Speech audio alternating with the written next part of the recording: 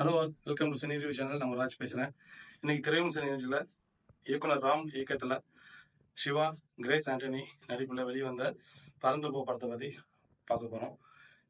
So பறந்து போ ராம் படம்லாம் உங்களுக்கு தெரியும், உங்களுக்கு எப்படி இருக்கும், அவரோட டைரக்ஷன்ஸ்லாம் எப்படி இருக்கும், ஒரு முக்கிய கேரக்டர் கதாபாத்திர முக்கியத்துவம் கொடுத்து எடுப்பாப்புல.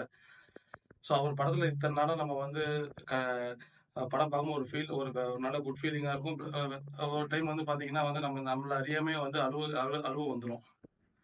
ஆனால் இந்த படத்தில் வந்து பார்த்தீங்கன்னா நீ ஸ்டார்டிங்லேருந்து எண்டிங் வரைக்கும் ஒரு சீன் கூட வந்து ஒரு சீரியஸ்னஸோ எதுவுமே இல்லை. ஜாலியாக வரலாம், படம் பார்க்கலாம், போகலாம், அந்த மாதிரி தான் எடுத்துருக்கிறாரு.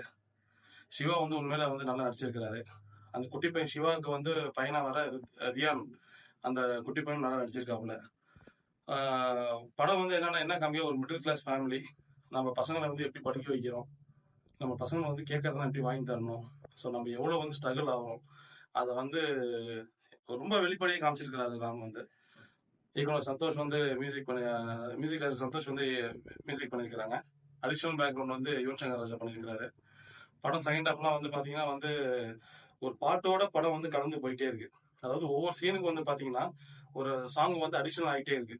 இப்போ எக்ஸாம்பிள் வந்து ஒரு அப்பா வந்து ஒரு பொய் சொல்றாருன்னா அப்பா பொய் எப்படி சொல்றாருன்னு சொல்லிட்டு அது ஒரு சின்ன சின்ன குட்டி குட்டி ஸ்டோரியா சொல்லி சொல்லி கொண்டு போறாங்க. எண்டிங் வரைக்கும் உங்களுக்கு வந்து ஒரு பிட்டா பாட்டு பார்த்தீங்கன்னா ஒரு எப்படியா இருந்தாலும் ஒரு 20-30 பாட்டு வந்துடும் உங்களுக்கு. ஒவ்வொரு இதாக இருக்கும். நல்லா இருக்கு படம், உண்மையை நல்லா இருக்கு.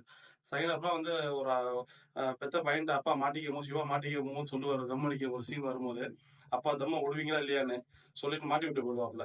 திருப்பி ஒரு தம் அடிச்சிட்டு இருப்பாப்புல. அந்த சீன்ல பாத்தீங்கன்னா வந்து இல்லடா அப்பா வந்து தம் அடிச்சேன், மேல புகை போகும், ஹெலிகாப்டர்ல இருந்து வரவங்க வந்து பார்த்து நம்மளை வந்து காப்பாற்றுவாங்க தான் வந்து தம் அடிச்சேன்னு சொல்லி சீன்லாம் வந்து உண்மையிலே தேட்டர ஒரு ஆரவாரமா இருக்கு. இன்னைக்கு வந்து 4 படம் ரிலீஸ் ஆயிருக்கு.